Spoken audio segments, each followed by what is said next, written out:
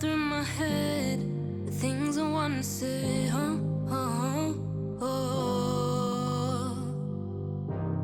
Reflecting on your eyes. Hey y'all, it's your girl Erica Vane back again with another Grownish video. In this video, I am breaking down episode 2 from season 4. Let's get into it. Y'all, we pick up right where we left off in the back of a cop car. The federales have snatched up Zoe and Aaron because they were not only fornicating on the beach, but they catch Zoe for stealing this piñata, this big old piñata. Duh, it gave away. 2 black young people running around with a piñata after getting married and completely drunk. Of course they found you. Absolutely, of course. Y'all, season 4 of Grownish is really off to a really great start. I love this whole storyline. The fact that Aaron got married is super cute, and I don't know, I guess I'm getting obsessed with these young people getting married early because y'all know I love it. If you watch my All-American coverage, you know that I love Jordan and Simone and their marriage, but this is a little different take on it because Zoe and Aaron don't actually stay married, or actually their marriage isn't legal because they did it the way they did it. It was nothing real involved, no real paperwork or anything like that. So when they go to try to get a divorce by the end of the episode, they find out it wasn't legal anyway.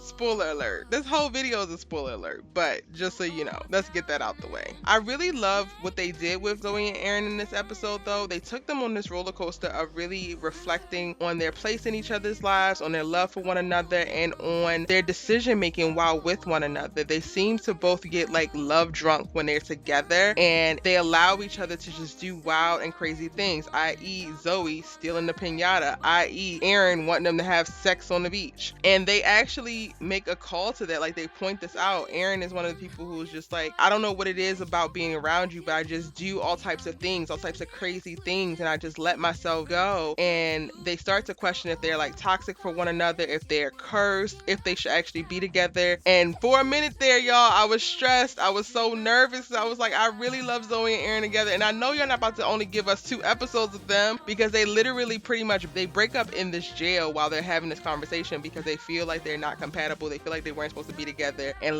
let's just cut their losses. But then by the end of the episode, after Zoe turns herself in because Aaron gets himself arrested, they start out kinda arrested, right? They just are in holding. But then when Aaron goes and tries to sweet talk the federale, he gets pulled in for solicitation, and that just escalates the situation. And Zoe decides that she's going to, fess up to stealing the piñata, which allows for them to release Aaron. But instead of Aaron leaving, he decides to sleep there overnight outside and wait for her because he refused to leave her. And this is something that helps them reflect of like, no, they really do love each other. They really do care deeply for one another. And while they could be making bonehead decisions right now, they can figure it out because they have really great communication. They have history. They have a strong friendship. And this is something that they both actually want. So yay, we still get to keep Aaron. I was so very nervous, y'all. So very nervous. Now, while Zoe and Aaron were working out all of their drama while sitting in jail, and nobody is the wiser because ain't nobody answering the phone to help get them out, Anna is back at the resort processing Javi and his potentially having an STI, potentially giving it to her, him hiding things and just feeling very betrayed in the relationship. And then come to find out, like,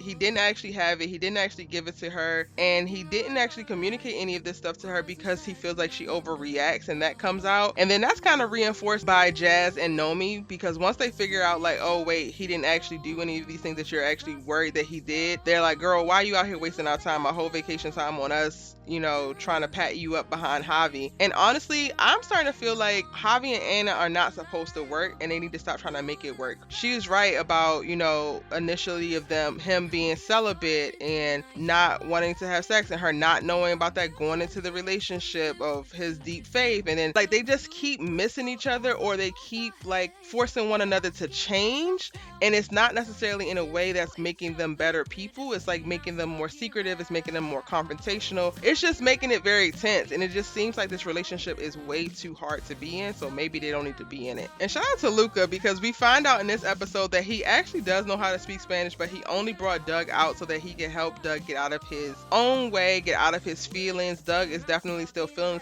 some type of way about Jazz, and Luca wants to be able to support him and help distract him. Now, next thing I need you to do, Luca, is to talk to Jazz because they just need to get back together. Doug and Jazz really want to be together. They look amazing together. They love each other. They need to get back together. I need for Doug to get over his BS and for Jazz to forgive. That's it. That's it. That's it. That's all. That's the tweet. We don't really get much from Nomi in this episode aside from supporting Anna. So I'm expecting that next episode we're going to dive a little bit more into her mommy drama, into what's going on with her and the missing baby daddy. But that is my breakdown of episode 2 from season 4 of Grownish. Are you guys watching it? Tell me what you love. Tell me what you're obsessed with. Are you Team Aaron? And if you have any questions, drop them down in the comment section down below as well. If you are already a subscriber, thank you so much for subscribing to the channel and welcome back. I love you so very much. And if you're new here, I'm Erica Vane. I post new entertainment breakdown videos every day, multiple times a day. I'm breaking down Grownish every single week, as well as providing you with character breakdowns and jumping into specific actions and talking more about them so that you really understand the series and you have someone to talk to about the series if it's one of your favorite shows. You should definitely join the tribe by hitting subscribe. I think that you're gonna love it here. If you missed any of my Grownish coverage, that's from season 4 or any of the previous seasons, I have my Grownish playlist link for you right here. And if you're looking for something new to watch, I got some great suggestions for you right here that I think that will be right in line with your taste. Check them out and I'll see you in my next video. Bye.